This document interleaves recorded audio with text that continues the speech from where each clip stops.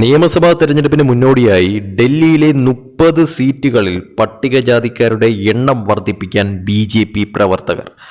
അതായത് ദളിത് വോട്ടർമാരുടെ ആധിപത്യമുള്ള ഈ സീറ്റുകൾ നിയമസഭാ തെരഞ്ഞെടുപ്പിലും നേടാനാകുമെന്ന ആത്മവിശ്വാസം ഇത് പാർട്ടിക്കുള്ളിൽ വർദ്ധിപ്പിച്ചിട്ടുണ്ടെന്നും ബി.ജെ.പി. നേതാവ് പറഞ്ഞിരിക്കുകയാണ്. അതായത് അടുത്ത വർഷത്തെ തെരഞ്ഞെടുപ്പിന് മുന്നോടിയായി ദേശീയ തലസ്ഥാനത്ത് ഗണ്യമായ എണ്ണം പട്ടികജാതി വോട്ടർമാരുള്ള 12 സംവരണ സീറ്റുകൾ ഉൾപ്പെടെ 30 അസംബ്ലി സെഗ്മെന്റുകളിൽ വ്യാപനം ശക്തമാക്കാൻ ബി.ജെ.പി. ഉടൻ പ്രവർത്തനം ആരംഭിക്കുമെന്ന് പാർട്ടി നേതാക്കൾ പറഞ്ഞു.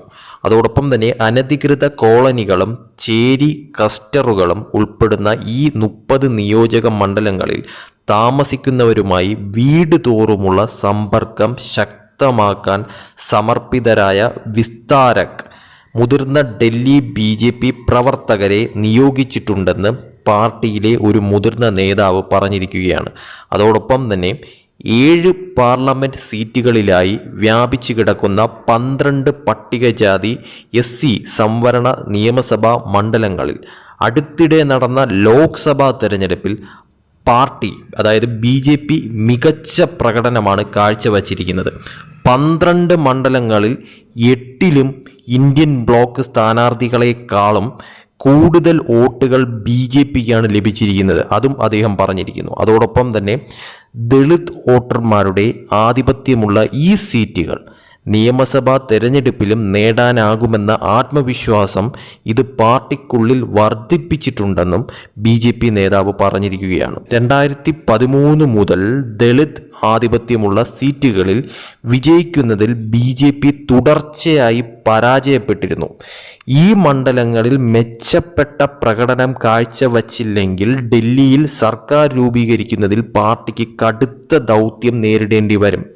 12 സംവരണ സീറ്റുകൾ കൂടാതെ ബിജ്വാസൻ, നരേല, നംഗ്ലോയ്, ഷഹ്ദാര തുടങ്ങിയ 18 മണ്ഡലങ്ങളുമുണ്ട്. തെരഞ്ഞെടുപ്പിൽ സ്ഥാനാർത്ഥികളുടെ വിധി നിർണ്ണയിക്കുന്നതിൽ ദളിത് വോട്ടർമാർ നിർണായക പങ്ക് വഹിക്കുന്നുണ്ടെന്ന് ഡൽഹി ബി.ജെ.പി. പ്രസിഡന്റ് മോഹൻലാൽ ഗിരാഹ പറഞ്ഞു. പാർട്ടി വിസ്താരക് ആയി നിയമിച്ചവർ ഏകദേശം 4000 ബൂത്തുകളിൽ ശ്രദ്ധ കേന്ദ്രീകരിക്കുമെന്ന് ഗിരഹ പറഞ്ഞു. ആകെയുള്ള 13,000-ലധികം ബൂത്തുകളിൽ ദളിത് വോട്ടുകൾ എണ്ണപ്പെടുന്നു. ഈ 30 അസംബ്ലി സീറ്റുകളിൽ ഓരോന്നിനും ഒരു സമർപ്പിത വിസ്താരക് ഉണ്ടായിരിക്കും. അവർ വോട്ടർമാരുമായി പതിവായി വീടുതോറുമുള്ള സമ്പർക്കം ഉറപ്പാക്കുന്നതിന് ഓരോ ബൂത്തിനും 10 പ്രവർത്തകരെ വീതം നിയോഗിച്ച് പാർട്ടിയുടെ വ്യാപനം ശക്തിപ്പെടുത്തുന്നതിന് പ്രവർത്തിക്കുമെന്നാണ് അദ്ദേഹം പറഞ്ഞിരിക്കുന്നത്. അതുപോലെ തന്നെ ഇനി വരാൻ പോകുന്ന വർഷം 2025 ഫെബ്രുവരിയിലാണ് ഡൽഹി നിയമസഭാ തെരഞ്ഞെടുപ്പ് നടക്കാൻ പോകുന്നത്. 2020 തെരഞ്ഞെടുപ്പിൽ ആകെയുള്ള 70 നിയമസഭാ സീറ്റുകളിൽ 8 എണ്ണവും പട്ടികജാതി സംവരണ സീറ്റുകളൊന്നും ബി.ജെ.പി. നേടിയില്ലായിരുന്നു. സംവരണ സീറ്റുകളടക്കം 62 സീറ്റുകളാണ് എ.പി. ആ സമയത്ത് നേടിയത്. പക്ഷേ ലോക്സഭാ തെരഞ്ഞെടുപ്പിൽ 7 സീറ്റുകളിലും വിജയിച്ചിരിക്കുന്ന ബി.ജെ.പി.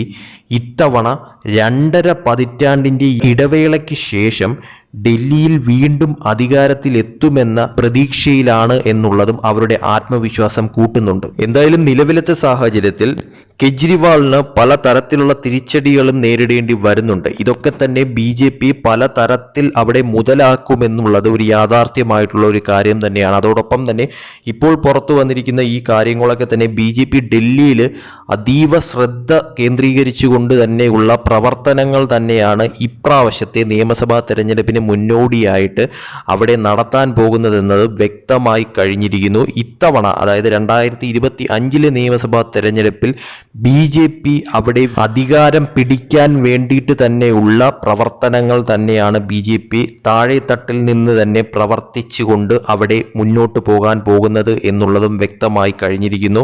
എന്തായാലും പാർലമെന്റ് തെരഞ്ഞെടുപ്പിൽ തീർച്ചയായിട്ടും ഡൽഹിയിൽ ബി.ജെ.പിക്ക് നേടാനായിട്ടുള്ള ആ ഒരു വമ്പിച്ച വിജയം അത് തീർച്ചയായിട്ടും നിയമസഭാ തെരഞ്ഞെടുപ്പിൽ അത് തുടരാൻ വേണ്ടിയിട്ടുള്ള പ്രവർത്തനങ്ങൾ തന്നെ ബി.ജെ.പിയുടെ ഭാഗത്തു നിന്ന് ഉണ്ടാകുമെന്ന കാര്യത്തിൽ ഒരു സംശയവും വേണ്ട.